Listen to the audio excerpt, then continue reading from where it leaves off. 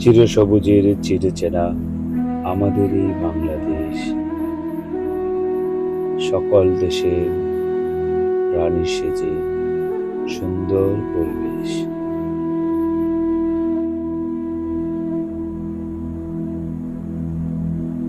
যে যেখান থেকে আমার এই ভিডিওটি দেখছেন, সকলকে জানাই আন্তরিক শুভেচ্ছা, অভিনন্দন এবং মোবারকবাদ।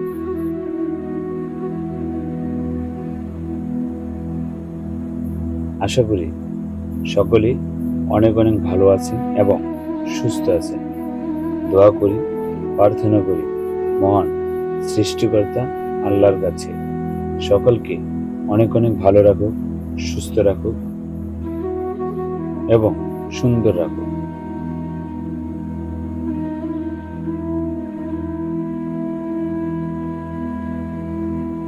বন্ধুরা, আমি এখন যে রাস্তাতে হাঁটতেছি, এই রাস্তাটি হচ্ছে শরীয়তপুর জেলার নড়িয়া উপজেলার 4 নং জবসি ইউনিয়ন পরিষদের 7 নং ওয়ার্ডে। আমাদের এই মোল্লাকান্দি গ্রামের রাস্তাটি দিয়ে যে একবার হাঁটবে, যে এখানে এসেছে, সে মায়ায় ও প্রেমে পড়ে যাবে। এই রাস্তাকে সে কখনোই ভুলতে পারবে না। এই রাস্তা মাটি ও মানুষের কথা বলে। আপনারা দেখতে পাচ্ছেন, বর্ষাকাল মানে সারাদিন টিনের চালের উপরে টপটপানির বৃষ্টির শব্দ। বর্ষাকাল মানে বাংলার 6 ঋতুর এক অন্যতম ঋতু হচ্ছে বর্ষাকাল। বর্ষাকালের প্রকৃতি সকল ঋতুর চাইতে শ্রেষ্ঠ ও অনন্য। আমাদের এই দেশ সবুজ শ্যামলে ঘেরা। আমাদের এই দেশের পরিবেশ পৃথিবীর সকল দেশের চাইতে সুন্দর। এই গ্রামের মানুষগুলো বর্ষার মৌসুম আসলে চলাচল করতে অনেকটা কষ্ট হয়। এখানকার মানুষের জীবন এবং দৈনন্দিন কাজ করতে অনেকটা কষ্টসাধ্য হয়ে যায়, কেননা বর্ষা আসা মানেই বৃষ্টি, আর বৃষ্টি আসা মানেই মাটির রাস্তাগুলোতে কাদা হয়ে যায়। মম যেমন আগুনে পুড়ে পানি হয়ে যায়, ঠিক তেমনি এই রাস্তা বৃষ্টি আসলে 1 হাঁটু পরিমাণ কাদায় ভরে যায়। বিশেষ করে এখানকার মানুষের যারা শিশু আছে, বৃদ্ধা আছে এবং অসুস্থ রোগী আছে, তাদের অনেকটা কষ্ট হয়ে যায়। আপনার যত টাকা থাকুক না কেন, আপনি চাইলেও এই বর্ষার মৌসুমে যখন বৃষ্টি পড়ে, যখন রাস্তা কাদা হয়ে যায়, আপনি দ্রুত চিকিৎসার সেবা নিতে পারবেন না, কেননা তখন এই রাস্তা দিয়ে কোনো ধরনের গাড়ি চলাচল যাতায়াত করে। আপনার টাকা থাকলেও আপনি যেতে পারবেন। ধরেন একটা মানুষ অসুস্থ, তার ডেলিভারি, বাচ্চার প্রসব বেদনায় সে ছটফট করতেছে, সে চাইলেও সদর হাসপাতালে দ্রুত যেতে পারবে।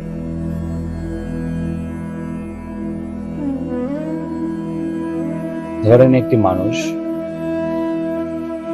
মর্মান্তিক অসুস্থ, তাকে আপনি দ্রুত নিয়ে যেতে পারবেন না, কেননা দেখতেই তো পাচ্ছেন কি পরিমাণ কাদা। এই কাদার কারণে সুস্থ মানুষের হেঁটে যাওয়াটাই অনেক কষ্ট হয়ে যায়, আর যারা অসুস্থ তাদের কথা তো নাই বললাম। রাস্তাটি বর্ষার মৌসুম ছাড়া অন্যান্য মৌসুমে অনেক সুন্দর থাকে, মাটি শক্ত থাকে। যখন বৃষ্টি পড়ে তখন হাঁটু পরিমাণ কাদা হয়ে যায়, তখনকার এখানকার মানুষের চলাচল করাটা অনেক কষ্টসাধ্য হয়ে যায়। এখানকার মানুষের একটাই চাওয়া, তাদের এই রাস্তাটা যেন ইট বা পিচ ঢালাই হয়ে যায়, তাহলে এখানকার মানুষের অনেকটা কষ্ট লাঘব হয়। কেননা বর্ষাকালে বৃষ্টি পড়া মানে এখানকার মানুষের এক সপ্তাহ জুতা হাতে নিয়ে হাঁটতে হয়। জুতা পরার মতো কোনো পরিস্থিতি থাকে না, কেননা এখানকার মানুষের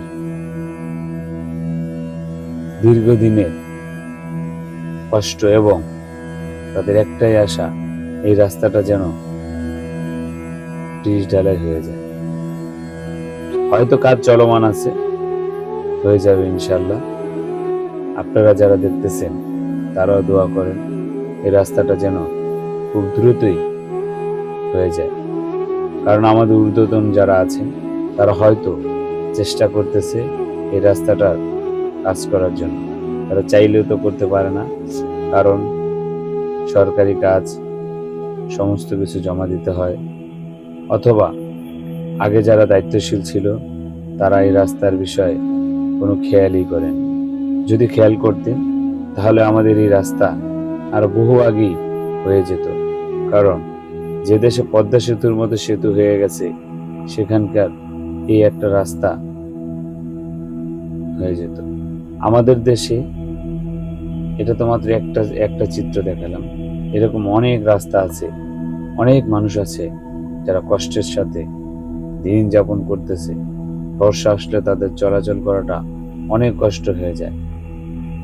তাদের এই রাস্তা কাঁচা আছে, যাদেরই রাস্তা কাঁচা আছে তাদেরই বর্ষা মানেই তাদের অনেক কষ্ট হয় চলাচল করতে। গবাদি পশু, মানুষ, শিশু, বৃদ্ধা সকলে। আশা করি এই রাস্তাটা খুব দ্রুতই ঠিক হয়ে যাবে।